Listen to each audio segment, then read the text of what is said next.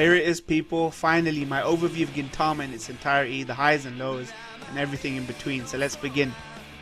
I'll be the first to admit, and those who were with me when I began will attest, that it wasn't easy going watching and reacting to Gintama.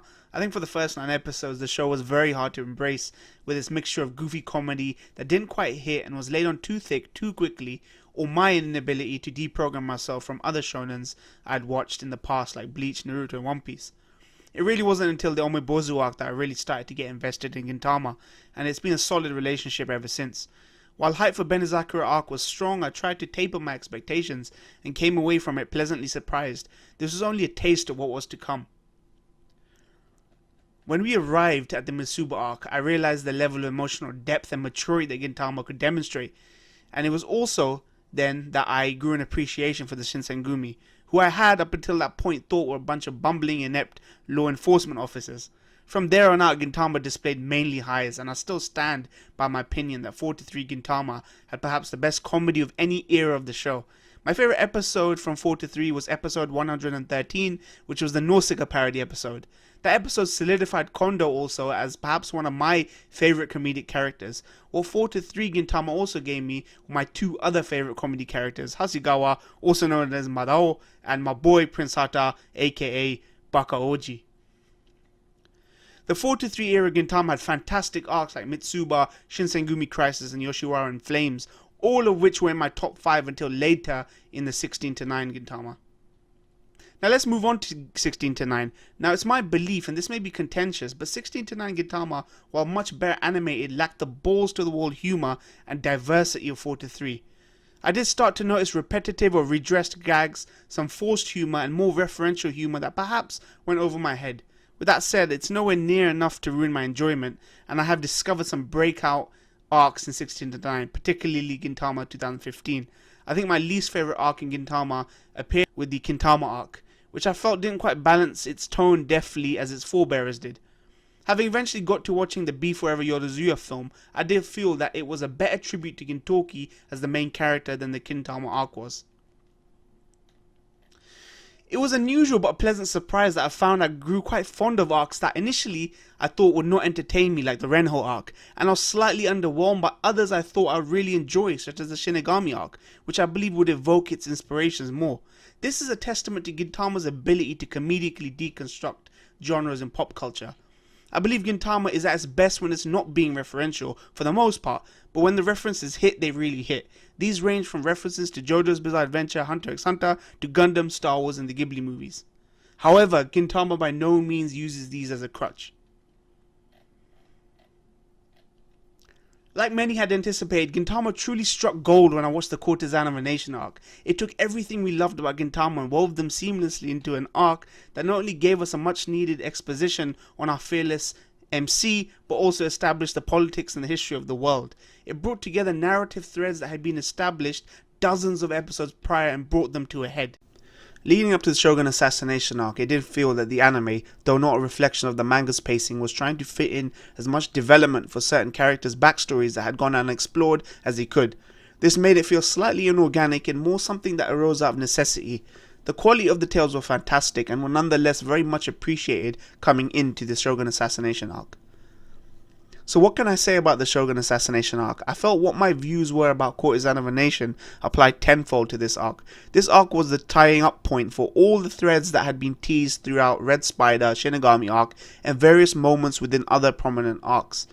Going in, I felt this arc would provide me with the missing piece in the puzzle of Gintama that would give me perspective on the whole show. Boy, did it do that in spades. What I ultimately gained from the Shogun assassination arc was a much needed revelation about Takasugi's motivators, but particularly the themes that were being explored in the show and their inception. This may be a controversial point, but I resonated more perhaps with Takasugi, who I've been hating on the entire show, than Gintoki. I have a strange relationship with most MCs in anime, and Gintoki was no different. I did, however, find the revelations to give me clarity on Gintoki's behavior throughout the show. This was a man who, as a disciple of Shoyo's, bared the burden on his shoulders for his comrades, but not just out of selflessness, but out of love for his sensei, Shoyo.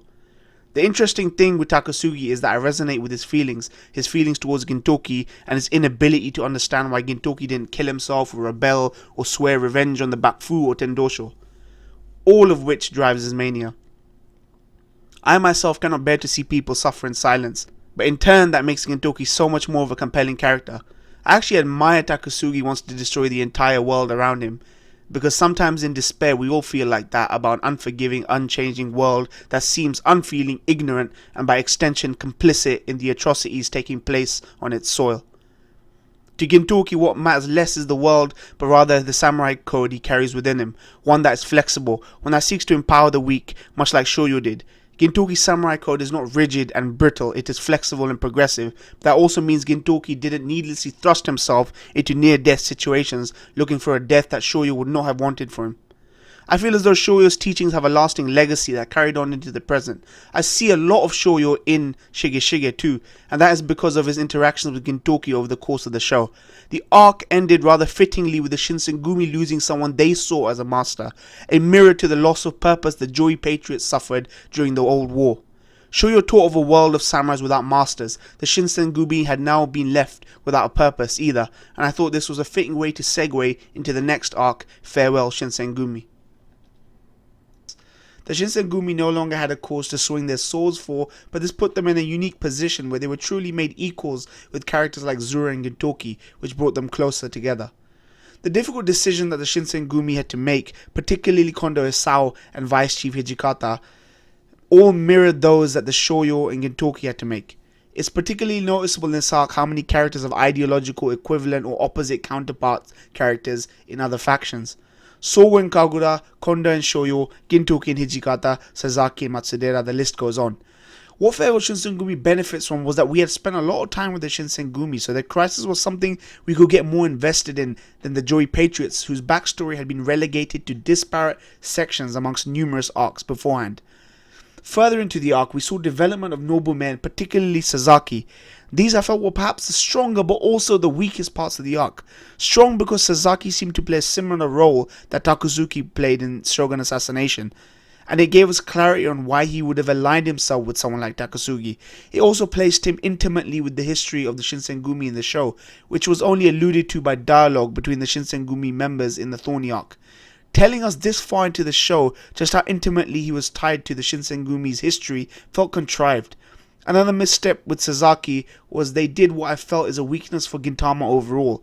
Follow the same formula they did for multiple previous villains.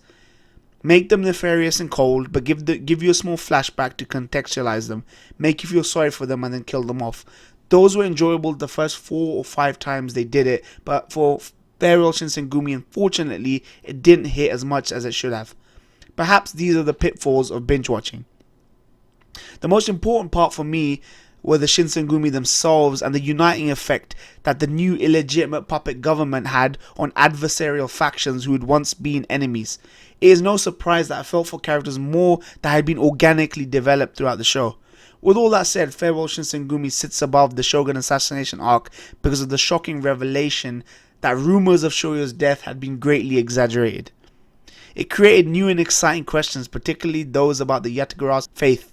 This arc had some of the most visceral fights, but also fantastic music cues and dialogue. It was a noticeable step up in writing for Gintama. All the proceedings had a very grim tone, which was refreshing to see from Gintama. The arc left me wondering about the future and where things could go from here, since Gintama has established that it keeps hitting new heights. Perhaps Gintama will reach the heavens Obodo so often rambles about. I did note that events that happened later in the series gave me a newfound appreciation for what had happened in the past. I always look back at the Benizakura arc, and it means much more to me knowing what I know about the antagonists involved. Gintama is most certainly ripe for rewatching. With all this said, the greatest moments were when Gintama was trolling me with the promise of resolution, only to snatch it away in favour of some ridiculous antics. Moments like these were Gintama breaking the fourth wall and really engaged the audience on a meaningful level. Unlike other shonen anime where you feel you're just alone for a ride as a passive observer in someone else's story, Gintama made you feel you were an active participant in its tale. I want to give a shout out to the Shogun Shige's episodes, which were a standout for me throughout the show. With that, it pains me to come to the portion of the video where I discuss the lows, but fortunately there aren't that many. Gintama is not a show for everyone, and it certainly has questionable humor that can grate or quite simply put people off. My issue with Gintama is that it really is a show I believe is best watched episodically on a weekly basis. While I'm really glad I had a back catalogue of episodes to binge watch, Some of the hiatus references did not hit because I hadn't watched the show in real time, and it's here that referential comedy can fall flat. Binge watching the show also exposed repetitive jokes quite often, and the comedy could not remain consistently humorous. That said, Gintama hit more than it missed, and even with the criticisms, the show has certainly earned my respect for believing in its formula, which should eventually grow on even the most stone cold person. I did feel that Gintama, when it came to serious arcs, fell into a formula of bittersweet melancholy when it came to its villains. It served them up as vile individuals only to flip the tone on a dime and give you some brief exposition flashbacks at the last minute to make you feel sorry for them. At times, they felt little more than plot devices to serve the development of other characters. This was a shame because these villains were so well developed. I also felt for a long time that the show lacked a persistent threat, and Takasugi barely had any presence in 4-3 Gintama, which would have served the show better given all the teasing they did for the Joy Patriots in the openings. Since I'm giving shouts out to the positives, I should really give shouts out to the negative. I really do not like Otte and Sachin for a majority of the show, and I probably won't appreciate them long after Gintama is done. Gintama does not populate its world with archetypal characters you would see in other shonen. There are no brooding emo kids, self-righteous kids shouting power friendship rhetoric every chance they get, or stoic absentee father figures. It's because of Gintama's defiance of convention that it feels like a community of people rather than a universe that revolves around one central protagonist. Gintama could be best described as the moments between moments in the lives of shonen characters.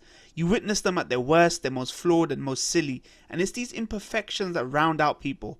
When was the last time you saw your favorite shonen character having a casual conversation with someone else sitting on the toilet? It's hard to describe Gintama. It's not just a show about samurai displaced and made redundant by a foreign occupying force in the form of aliens from outer space. It's about holding on to your honor, principles, and code in an ever-changing and more progressive society. It shows you that the old ways aren't necessarily all bad, as long as they shape you into a better person. It demonstrates that no one is irredeemable. Having stopped watching Naruto and One Piece and having completed my journey on Gintama thus far, I can safely say it would be very difficult to ever go back to the former. When you experience something as dense, humorous, ridiculous, emotional, unpredictable, and refreshing as Gintama, how could you go back to the melodramatic, formulaic messiah complex of traditional shonen? Part of me thinks that Sorachi doesn't exist. No one knows what it looks like. Maybe Gintama is written by a committee to keep it fresh. Or maybe, just maybe, Sorachi is just that damn good. Thank you very much for watching.